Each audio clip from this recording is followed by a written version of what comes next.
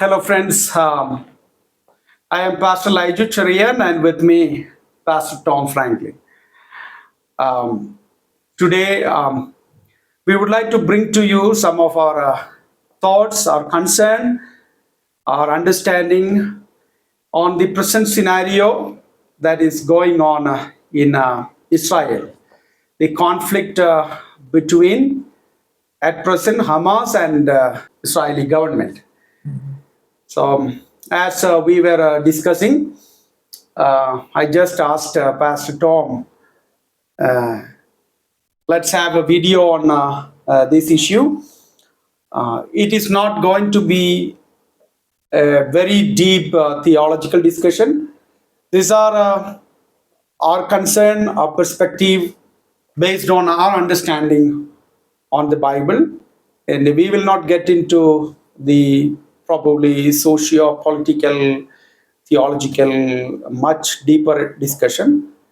Some of the preliminary thoughts that came to our understanding. This just take it. These are our perspective, our opinion, and not to be taken in a different level. So please try to understand what we are trying to communicate, and if there are any good things coming out of our head and mind or heart, please take into consideration. So, Pastor Tom, welcome to the talk show, and I call it's a straight talk. No. Okay, and glad that we are here in Nepal, and yeah, the Tom. Yes, day before yesterday we heard this breaking news while both of us are in Nepal that. Israel had a very kind of unexpected attack from Hamas, and we know Hamas is a terrorist organization, and they have been facing. Israel has been facing this unprecedented situation lots of time, but this time it was a very unexpected attack on them. And people have their own opinions and their say on this matter. Some just they say I support Israel, and some say Israel they deserve it, and Hamas is right and Israel is wrong, and there are many talks on that one. And anyway, at present. The conflict, the war is going on. So, as a pastor, from a pastoral perspective, and a person who has been into ministry for several years, and how do you understand this present scenario? What are your thoughts and your understanding? How do you? What are your perspectives? Yeah, as a Christian, and the church itself finds themselves obviously allies of Israel. But we have to be careful and look at the larger picture and not see it as a crusade kind of thing, or God, using us to judge, say, for example, the Palestinians. There's actually something larger here than that. If it wasn't Hamas and Hezbollah fighting against Israel, it would be Iran fighting against Saudi Arabia. There's many conflicts and many reasons for conflicts, and we have to understand where we fit in. Especially now, we have two roles that we play. All of us, we're a citizen of a country, and we're also a citizen of heaven. We're in two camps. And so we want to be careful not to react in the wrong way when we're representing God as a Christian. For example, I have grandchildren. If there was a great conflict where America was involved, I would not want my grandchildren to go to war against Hamas or Hezbollah on behalf of Israel as if they were fighting a crusade. But if they're representing their country as citizens and not as Christians representing the church, then that would be okay.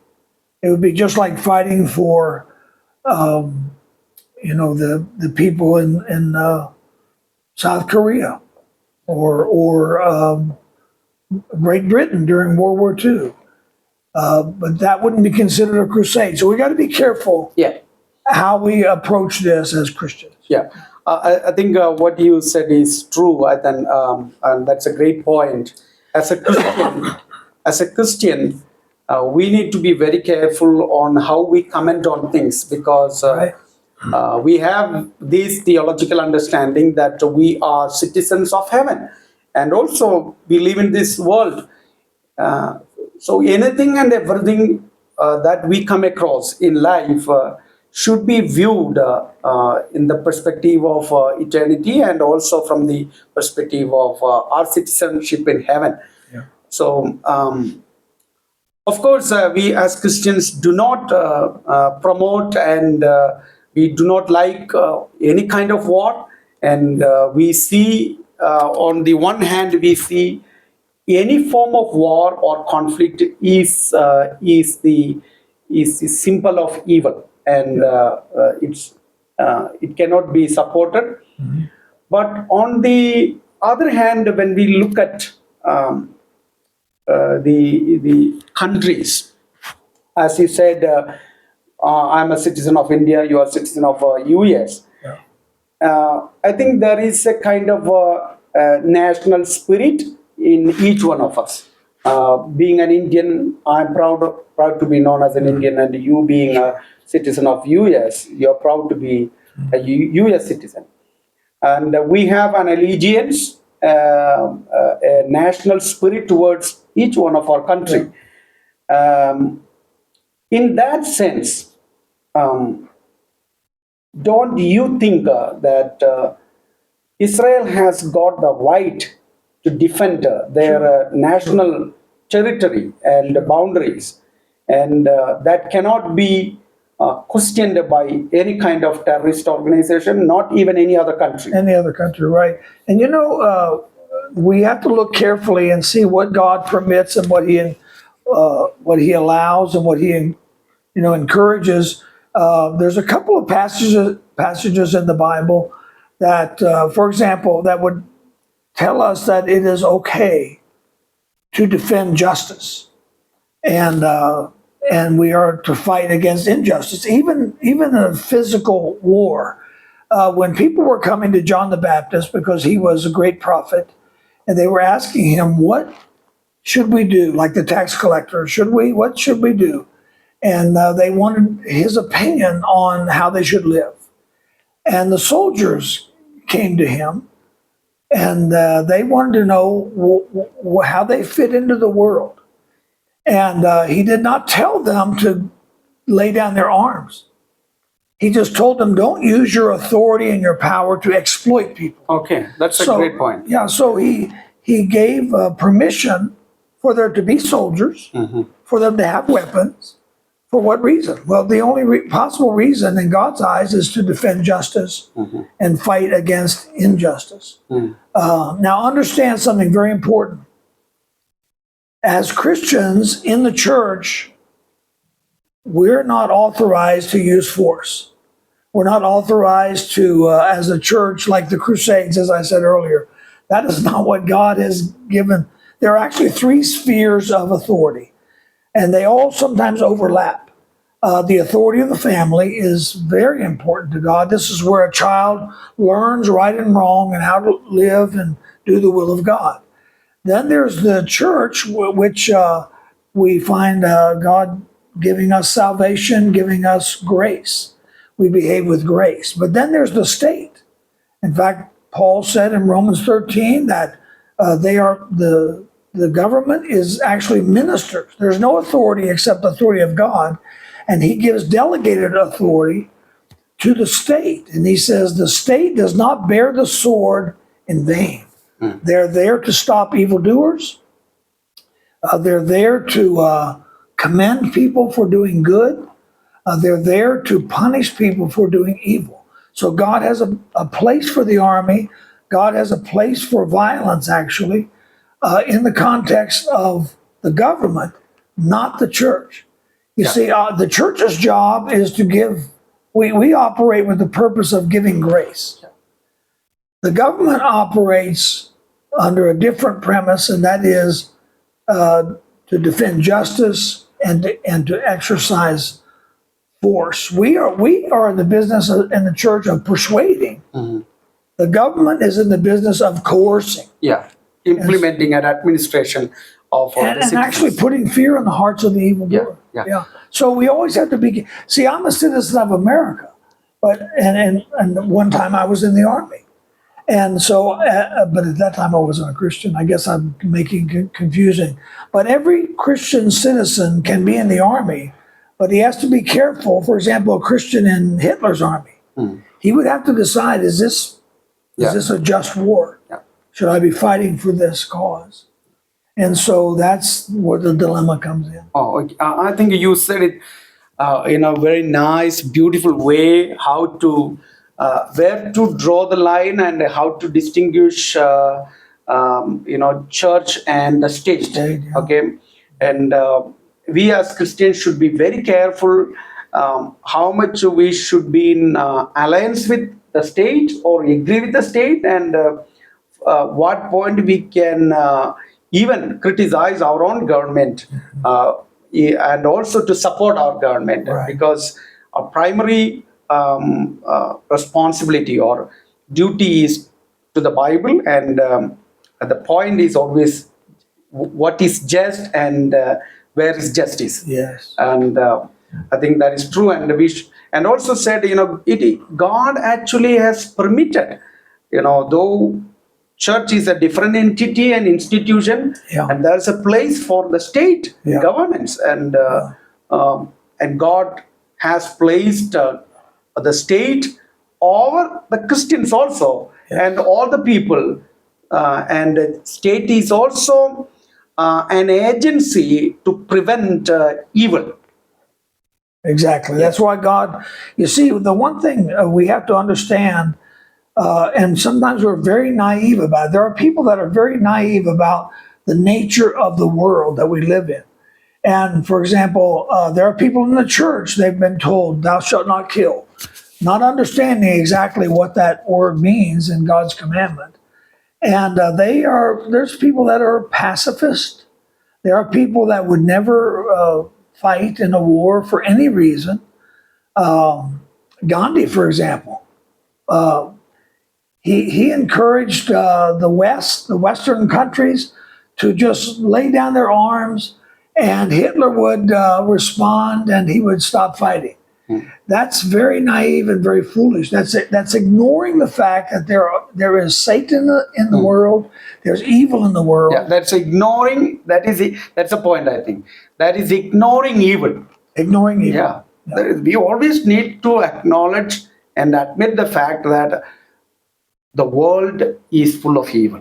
Yeah. Okay. And there are people politically, personally, even in the church, that miss that basic idea that the Bible teaches, that sometimes there has to be the sword. Sometimes there has to be the threat of punishment. And but they're living in the church, and they're thinking that this is the only philosophy. We're going to give love and grace to everyone, and they'll respond to that in a nice way. That is not ever going to happen in a fallen world. Yeah. And so God has given us permission to have the state with an army. There's a purpose for that. There's also the purpose greatly for the church to play a part in people being civilized and acknowledging the law of God and the love of Jesus Christ. We have a big part to play in persuading the world with the gospel. Yeah. And but not to threaten them. Yeah.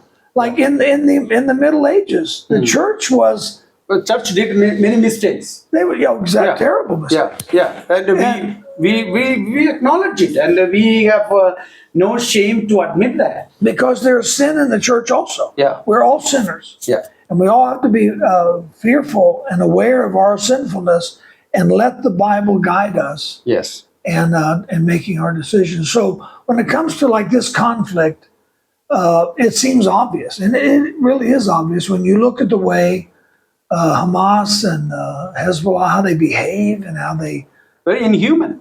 yeah, they're like, I mean, it's like the animal world. In fact, the animal world would be actually less cruel. There are certain ethics, it seems like instinctively, Yeah. in animals. You know, I've noticed an animal will quickly suffocate its prey and not, kill it so they can then eat. Yeah. And not just be cruel for the sake of being cruel. You know, you said there is less cruelty in the animal kingdom. I think I heard a story. I don't know whether it is true or not. The lion. The lion will never try to attack a baby deer that is standing still. Oh. It always wants to chase after a deer that is running. Oh, Okay, that yeah. will probably contrary to the nature of this lion. A lion will not do harm a baby deer. Yeah. If it stands still and not running, and the lion feels probably ashamed, or I don't know, where maybe showing compassion or kindness. Sure. Yeah. Maybe just came to my mind. I don't know whether it is true or not. Let the zoologist tell that one. But it's a nice point what he said. What we have seen today is that this Hamas terrorist just invading, just going into houses where people are just spending their family time, enjoying and playing with their children or parents, and happily Not threatening anyone. not threatening anyone. Yeah. And all of a sudden, just breaking their houses, getting into their homes and snatching them and taking them hostage. It's how do you describe how can a person justify that kind of activity? And it goes back to the other sphere, the other unit of authority, which is the family. And so you can look at that and say, if everyone had a mother and father, if everyone was raised with certain ethics, people could not do those things. Yeah. If they were in the church and they were learning the Word of God and the attitude of God, they would not do those things. And so that's why you need force. We have a problem in America now, in the last few years, maybe 5 years, since the George Floyd incident, where people are demanding that the police be let go. We will not pay for them anymore. We will not have any police force.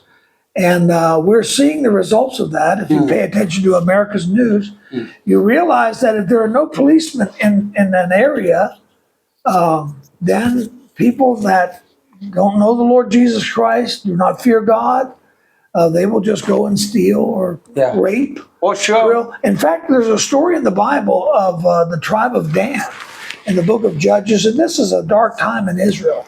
And so it's hard to believe that the tribe of Dan would be so evil and cruel. But that's the reason the book of Judges was written.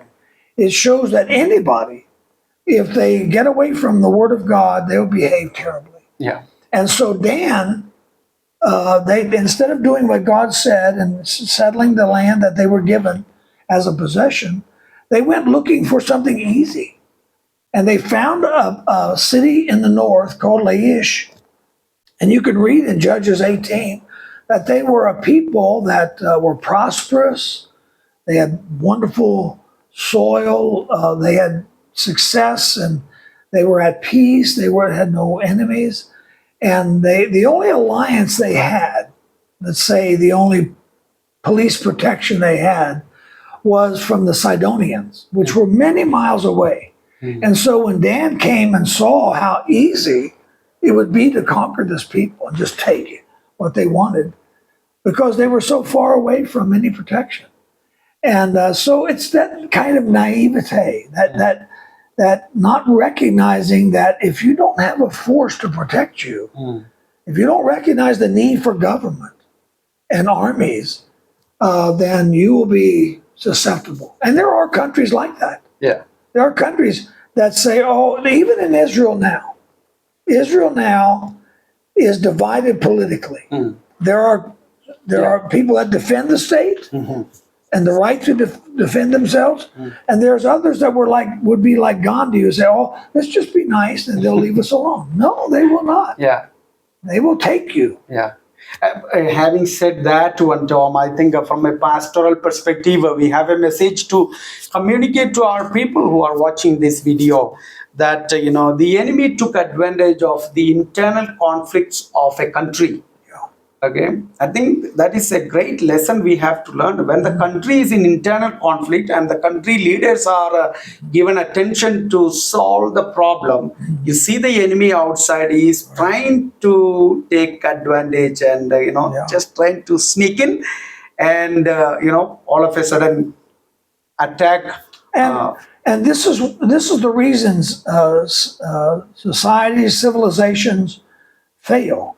You look at the history of mankind and you see countries coming and going, countries rising up, countries disappearing.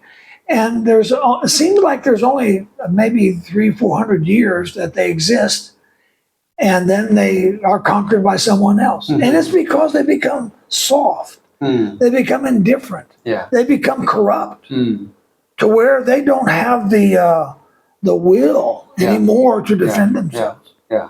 And so someone sees that. Probably they forget their past and their heritage and why they are on this earth, why they are standing, how they got the freedom, and they forget probably the freedom fighters, how they came to existence. Then they take advantage of the present, luxuries of life and just, leave. Everything will be just like this all the time and all this, And so they don't. The country doesn't live by, even though a country may not be Christian, they can still understand the principles of what the Bible teaches. Yes. And as long as they live by those principles, they'll probably survive and have prosperity of sorts. But they start getting soft, they start getting sinful. And sin is like the book of Proverbs says, sin is a reproach to any people. But righteousness exalts a nation. Yes. So it's so important and it takes wisdom. It takes a study of history to survive, even as an individual. An individual that's not wise is going to be taken advantage of. And a country that's not wise. So be wise. Be wise. Be wise. So let's get into another session of this talk. This Israel-Palestine conflict have been, I think, from my childhood time onwards, I'm listening. I'm hearing every now and then there is, this conflict. And I have noticed, Tom, always people are having this kind of, soft feeling towards the Palestinians. And we know that, Palestinians, they are also human beings and there are also good people and they deserve, existence and they deserve a place for, to live. That is all true. But all the time, what we have noticed is that,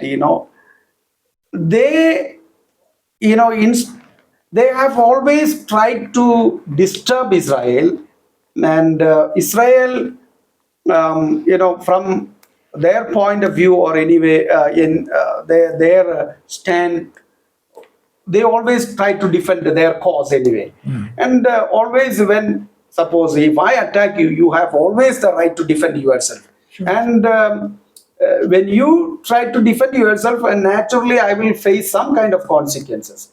And people always forget the fact that it is Palestinians who always go after Israel and disturb them. And when Israel take measures against it and they get wounded, and the people feel, oh, poor Palestinian, and they try to, be very soft on them. Sympathetic They are towards them. sympathetic towards them.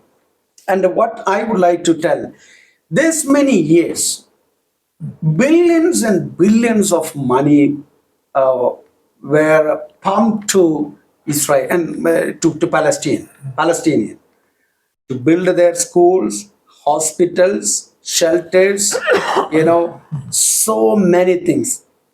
When every war comes, millions and billions of money is given to Palestinians. Now my question is, where is that money?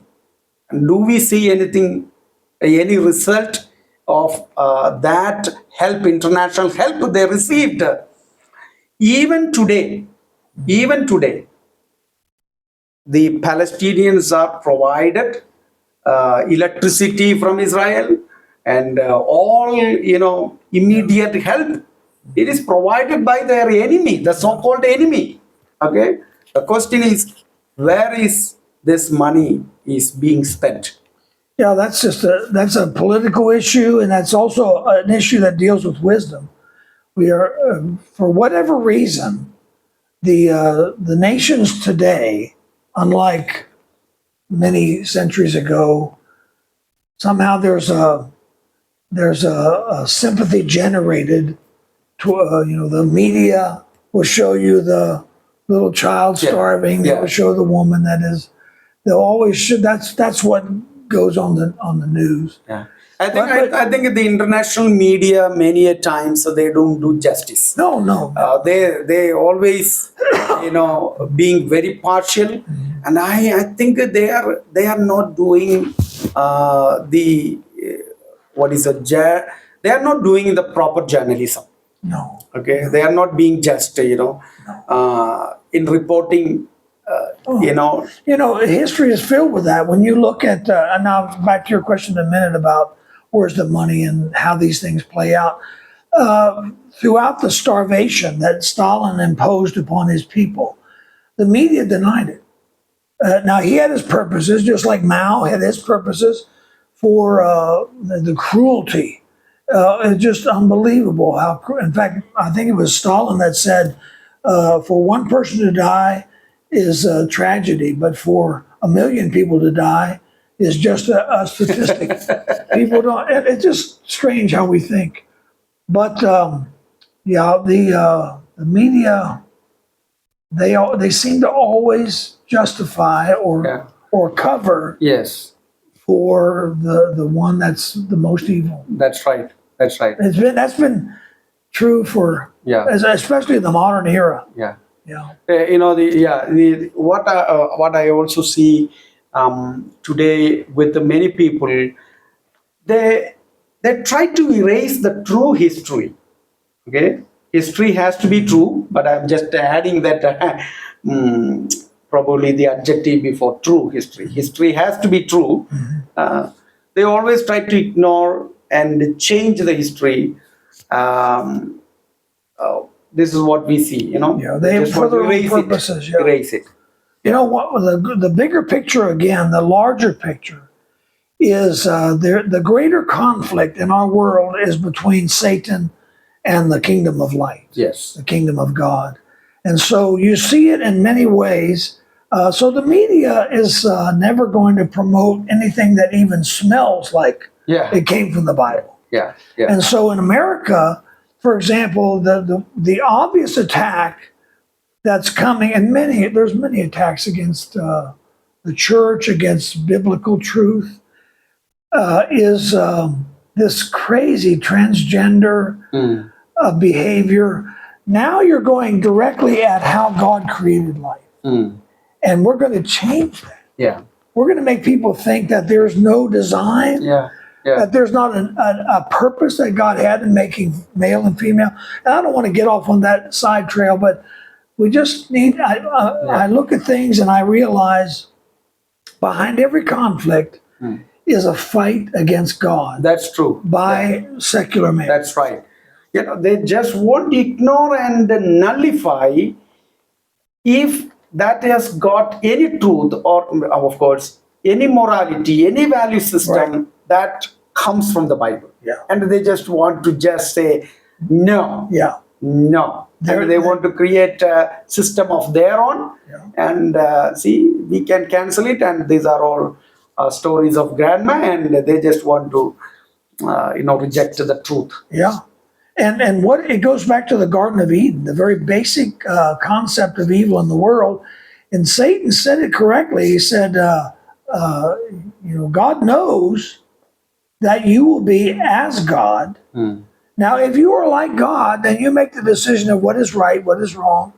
And so Adam and Eve made that decision that they were willing to be in conflict with God. Yeah.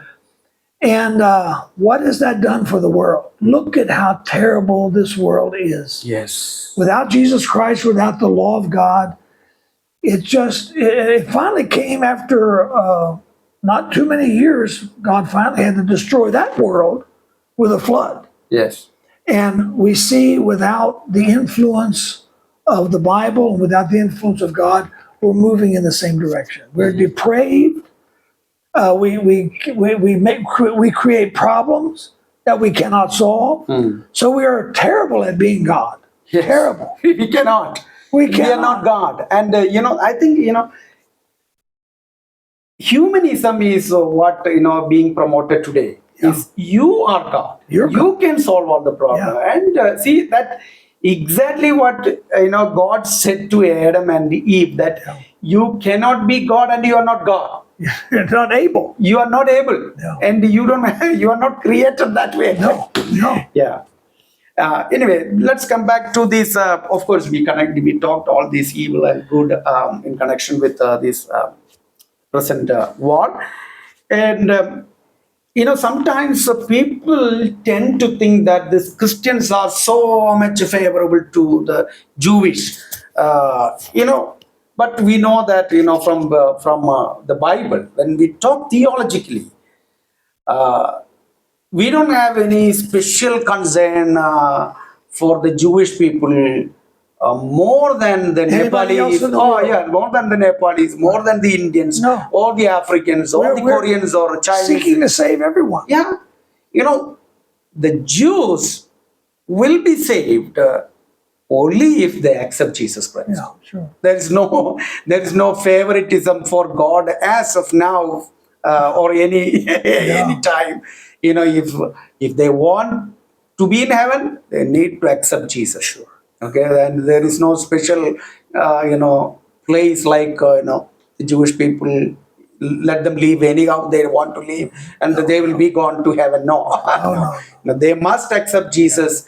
And they must come to the saving knowledge of Jesus Christ. And but our point is in a different way. We were talking about the evil side of it, the evil side of the war, the right of Israel, existence, and how they are surrounded by these, Arabian countries who are so hostile towards them, and of course, why they are having this hostility towards these Jewish people is again their own theology. Yeah. Okay, and they think they are the only people of God, and nobody else have got the right, and they think they are Allah's enemy, and therefore whatever they do against these people will please God, and if they kill a Jew or a Christian, they will get a direct and easy access to be in heaven, and that's a theology. Yeah. So from the Muslim point of view, and there's divisions within Islam also.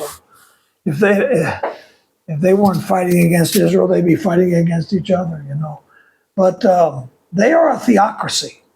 The Muslim communities are a theocracy. The last true theocracy was God, as He led the people of Israel before they rebelled against Him and crucified Jesus. But that is where God led a nation politically through His own prophets and teachers. But no one in the world, the United States is not a theocracy. Germany's not a theocracy. Brazil's not a theocracy. God is allowing freedom. So the motivation of the of the Muslims is this history that they have with Israel, Yes. and that's a theological conflict. Yes. They have sort of replaced God. Yes. They've replaced Isaac, Mm-hmm. with With Ishmael.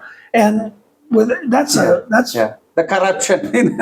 there's books and books written about this, but that's no right for them to claim to be superior Yeah.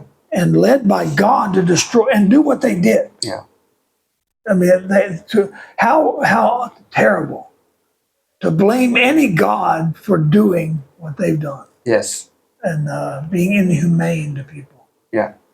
It just, I don't think it makes their religion very attractive. Oh, it's not at all. It's not at all. It's not attractive to me, at least, and to you too, and to many of our people whom we know, because it's a very closed religion.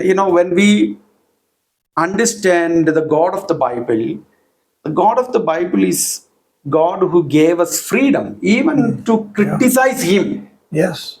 Even to criticize Him, He gave us freedom. But you don't find that kind of God in Islam. No. Okay? Yeah. It's a cruel God. Of course, they say, in their text that is a very compassionate, but we don't see that compassion in the children of that God. Okay, and that God is compassionate only to the people who follow Him. But the God of the Bible is compassionate to everyone in the world, in the sense of providing and meeting and protecting, helping. In fact, when you look at the two, now we're zeroing in on two people that claim God as their leader. The Jewish people are not a religious people. I mean, I know they observe the Sabbath. They're only maybe I'm guessing 10% that are Orthodox. Yeah. That they really are concerned about a relationship with God, even the God of the Old Testament. But when you look at them, they are so successful. Everywhere they go, they're successful. Yeah. And you say, well, why is that? Is God blessing them? I'm not discounting that, but I am saying that they have the wisdom of the Bible. True. And if you have the wisdom of the Bible, how to live with your neighbor, how to be successful. There's a lot of financial information in the Bible, in the book of Proverbs and so forth. Yeah. If you will follow the wisdom of the Bible, you will be successful, whether you're an individual, whether you're a country. Exactly. And so it's not that God is favoring them because they're not religious. Actually, I don't want to make anybody upset. Yeah, I think what you're trying to say. Keeping aside the salvation issue, anybody follows the principles and the teachings and morality of the Bible will be successful. Yeah. And that doesn't have anything to do with the salvation. No. That's a different thing. Exactly. But to read the Bible, follow the principles and the morality, the values that is being promoted and taught in that Bible. And I think any nations can be prosperous and be successful. Yeah. That's exactly as you said, And if you look at the Muslim community, until recently, they were dragged into the modern era because of their philosophy of life and how to be successful and so forth. They had a lot of superstitious ideas, and now they're modern because they've been forced to become modern. Yeah. There are many things that they've changed, but the Jewish people have always had God's word. They've always had this wisdom. Yeah. And I suppose maybe there's more to it than just what I'm saying, but they have been a persecuted people. Oh, sure. For millennia. And I think, from our point of view, from our perspective, they are the one who crucified the Messiah. Yeah. When Jesus was crucified, Pilate said, I don't find any guilt on this person. And I don't have anything to do with his blood if he is going to be died. The Jewish people said, let his blood come upon us and our children. Yeah. And they are probably bearing that. Yeah. Do you agree with me? I don't know. I agree, but there's been people that have taken that thought, Yeah. and even Christians, Christians in America have had a different approach towards Judaism. Christians in Europe have looked at the Jewish people differently and in a very terrible way. So America has been a friend in many ways to the Jewish people. Yeah. So I know that that idea can be taken, too far. That we are going to punish you for what you did to our Savior. So we have to, be careful with that. Yeah. We are not saying that it is a punishment from God, but it is an invited trouble or consequences. They just they're facing. There's a consequence, a natural consequence. Yeah. So I think our video will not. We don't want our video to be long. And making a conclusion on our talk about the conflict that is going on. We know that it can be days of conversation and discussion, and it will never end. But we also did not want this talk to be on a eschatological issue. We did not go that way, and that's a different thing. Every time when we talk on Israel and Palestine, there is kind of for some people it is Eschatomania, for some people it is eschatophobia, and all of a sudden people will turn into many other kind of discussion, and people are going to write books on it and sell and make money on it. And They have. yes, and people have got a different perspective on this Israel-Palestine conflicts, and we have not entered, or we did not enter into that kind of eschatological talk. We were just talking about how much evil do we find here, and how should we, the church and the state, the difference between the church and the state, and how Satan is trying to, canvas people, or just be on his team, and how he is trying to change the morality and the value system of Bible. That is how we have been trying to talk. He has a hand in it. Yeah. Satan has a hand in it for sure.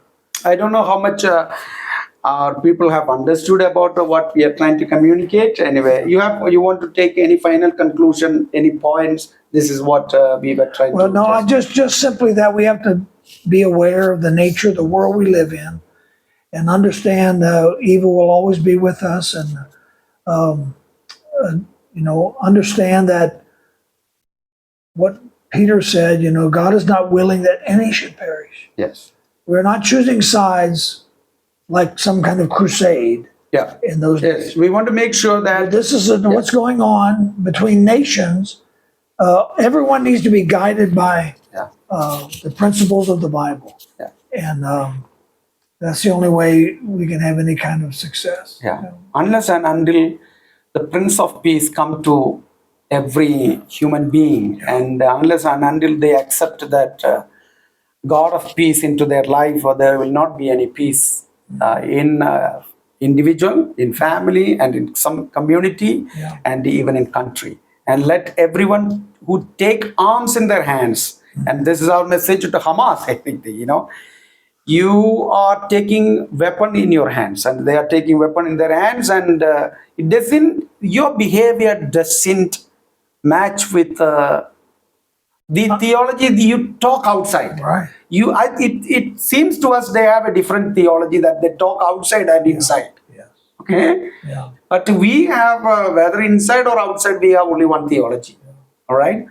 They talk about a compassionate God and how peaceful their religion is, and they promote their religion as a peaceful religion. But that theology doesn't fit with their action.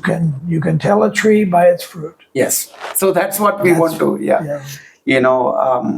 So we are here no way to support any other religious thing. We were trying to communicate things from the point of Bible. And this was Tom. Pastor Tom has been into pastoral ministry more than 50 years, and he's a great man of God who looks into the Bible and see things and understand the world scenario from the Bible.